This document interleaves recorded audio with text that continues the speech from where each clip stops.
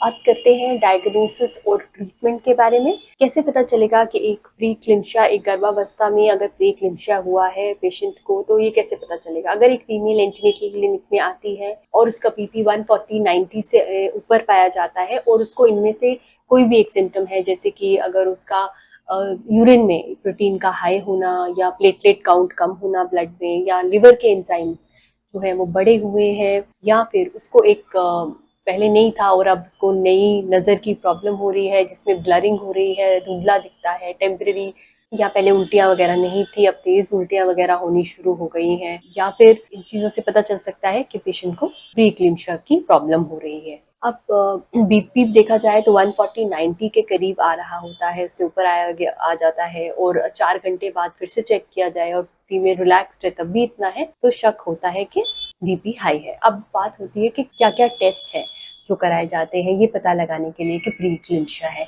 सबसे पहले तो बीपी की बात की जाए तो बीपी 140/90 से अबव होता है। 4 घंटे बाद जब पेशेंट रिलैक्स्ड है तब भी अगर देखा जाए तो 140/90 के अबव आ रहा है तो ये शंका होती है कि प्रीक्लिम्शिया है। प्लस कुछ ब्लड टेस्ट कराए जाते हैं जिससे पता चलता है, जैसे कि लिवर के टेस्ट किए जाते हैं, किडनी के टेस्ट किए जाते हैं, प्लेटलेट्स का पता लगाया जाता है, तो इन सब से पता चल सकता है कि प्रीक्लिम्शिया है। यूरिन की जांच होती है 24 आवर्स 24 घंटे का यूरिन की जांच, जिसमें प्रोटीन की मात्रा देखी जाती है और एक निर्धारित लिमिट पे अगर ऐसा कुछ बढ़ी हुई प्रोटीन की मात्रा है तो भी प्रीक्लिम्शिया का शक होता है। इसके बाद बच्चे के ऊपर कुछ टेस्ट हो सकते हैं, लाइक बच्चे का फीटल अल्ट्रासाउंड होता है, उसमें कुछ चेंजेस पाए गए, या बच्चे का बायोफिजिकल प्रोफाइल, बच्चे की जब मूवमेंट देखी जाती है उसके साथ जो चेंजेस आए जाते हैं उससे भी अनुमान लगाया जा सकता है कि प्रीक्लिम्शिया जैसे फीचर्स बने हुए हैं। अब बात आती है कि कैसे प्रिवेंट किया जाए, कैसे हम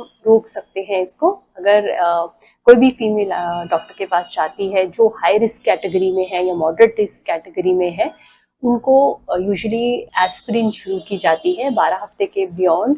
एक दवाई एस्पिरिन है, ब्लड थिनर, उसको शुरू किया जाता है जो भी हाई रिस्क और मॉडरेट रिस्क ट्रेनिंग की फीमेल्स है। कुछ लाइफस्टाइल चेंजेस हैं, कुछ वेट रिडक्शंस हैं, कुछ रूटीन की ऐसे कुछ चेंजेस की जाती है जिससे प्रिवेंट किया जाए कि प्रीक्लिम्शिया ना हो।